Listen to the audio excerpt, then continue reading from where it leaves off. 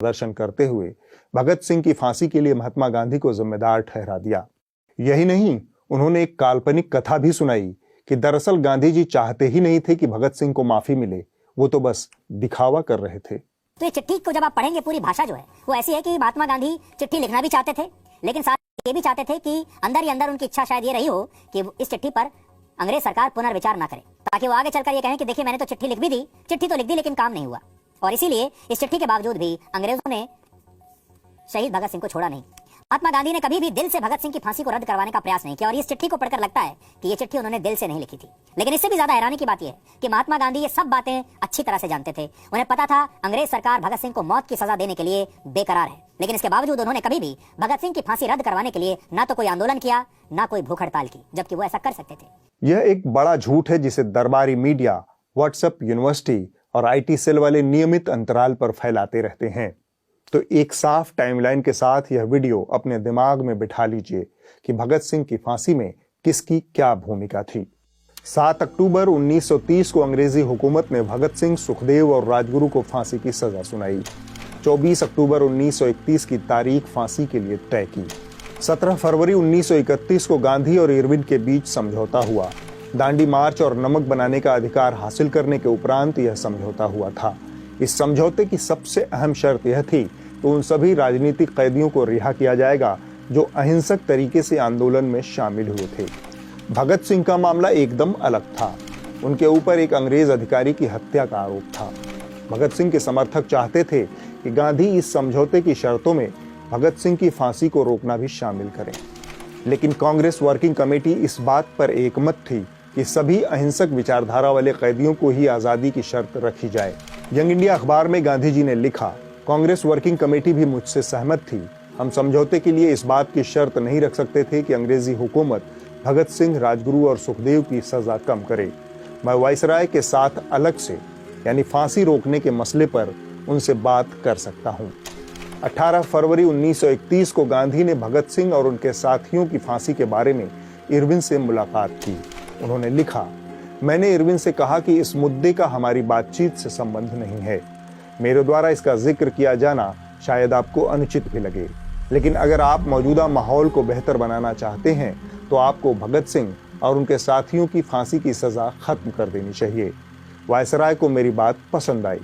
उन्होंने कहा, मुझे खुशी है कि आपने इस तरीके से मेरे सामने इस बात को उठाया है।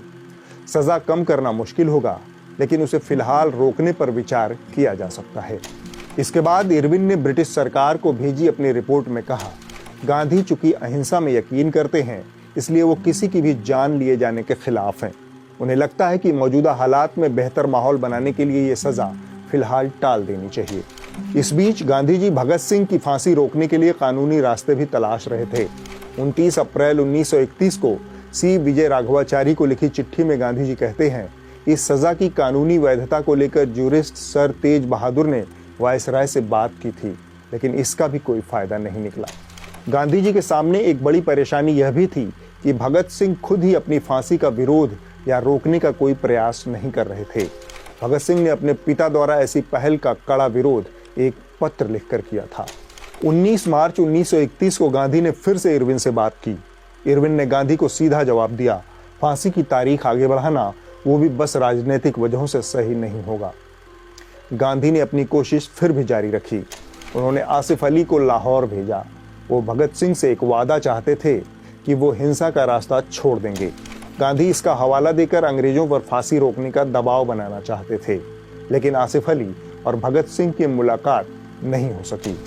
आसिफ अली ने लाहौर में प्रेस को बताया, मैं दिल्ली से लाहौर आया ताकि भगत सिंह से मिल सकूं। मैं भगत सिंह से एक चिट्ठी लेना चाहता था जो रिवोल्यूशनरी पार्टी के उनके साथियों के नाम होती, जिसमें भगत सिंह अपने क्रांतिकारी साथियों से कहते कि वो हिंसा का रास्ता छोड़ दें। मैंने भगत सिंह से मिलने की हर मुमकिन कोशिश की, लेकिन कामयाब नहीं हो पाया। इस झटके के बाद भी गांधी अपनी कोशिशों में लगे रहे। 26 मार्च से कराची में कांग्रेस का अधिवेशन शुरू होना था। गांधी को इस अधिवेशन में जाना था, लेकिन गांधी इस यात्रा को लगातार टाल रहे थे। वे अंतिम वक्त में इरविन के साथ मिलकर फांसी टलवाना चाहते थे। 21 मार्च 1931 यानी फांसी से 2 दिन पहले न्यूज क्रॉनिकल में रॉबर्ट बर्नेज ने लिखा, गांधी कराची अधिवेशन के लिए रवाना होने में देर कर रहे हैं। ताकि वो भगत सिंह की सजा पर वायसराय से बात कर सकें।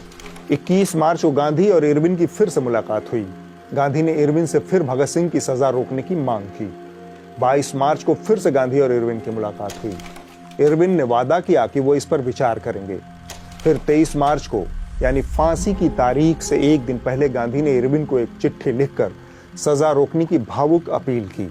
इस अनौपचारिक चिट्ठी में गांधी जी कहते हैं, जनमत चाहे सही हो या गलत, सजा में रियायत चाहता है। जब कोई सिद्धांत दांव पर न हो तो लोकमत का मान रखना हमारा कर्तव्य हो जाता है। मौत की सजा पर अमल हो जाने के बाद तो वह कदम वापस नहीं लिया जा सकता। यदि आप यह सोचते हैं कि फैसले में थोड़ी सी भी गुंजाइश है तो मैं आपसे प्रार्थना करूंगा कि इस सजा को, जिसे फिर वापस नहीं लिया जा सकता, आगे और विचार करने के लिए टाल दें। दया कभी निष्फल नहीं जाती। लेकिन 23 मार्च की शाम को तय तारीख से एक दिन पहले ही भगत सिंह और उनके साथियों को फांसी दे दी गई। उम्मीद है सुधीर चौधरी और उनके जैसे एंकराओं की इस गधापचीसी से आपको मुक्ति मिलेगी। अब वक्त है इस हफ्ते की रिपोर्ट का।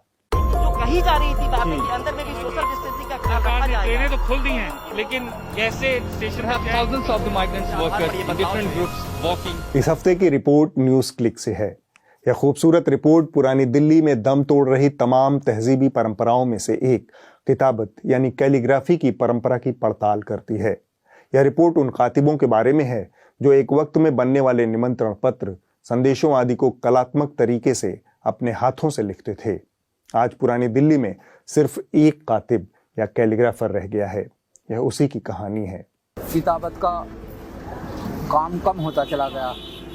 वजह है क्योंकि कंप्यूटर पे लोग ज़्यादा काम कराते हैं। बाकी मेरा यह है कि किताबत भी चलती रहे, जिंदा रहे, लोगों को आने वाली नस्ल को पता रहे कि कातिब होते थे। जिंदा रहना चाहिए, बहुत अच्छा आर्ट है ये तो आर्ट वो है जो पढ़े लिखे लोगों से ताल्लुक़ रखता था। पुराने बादशाह लोग जो थे, नवाबीन हजरात या जो भी होते थे, उनके यहाँ कातिब रहता था और बादशाह लोगों ने भी इसको सीखा है। मुगलिया दौर में जामा मस्जिद वगैरह है, ताजमहल है, इनमें किसी ने अच्छी खत्ताती हुई है। ये सब कातिबों ने तो किया है काम। जो इस फन से वाकिफ़ हैं वो कदर करते हैं भी। लेकिन नई नस्ल का मसला है ना, नई नस्ल को पता नहीं है कातिब क्या। मैंने देखा है बहुत से दफ़ा तो यहाँ मेरे पास आ जाते हैं कि जी हमको कातिब को देखना है, कातिब कैसे होते हैं। मैंने कहा भाई कातिब भी इंसान है और वो थोड़ा ही होता है। मेरा तो ये है कहना कि अगर इस फन को ज़िंदा रखना है, साल में सिर्फ दो नौकरी निकाल दें। अगले हफ्ते होगी एक और टिप्पणी। नमस्कार।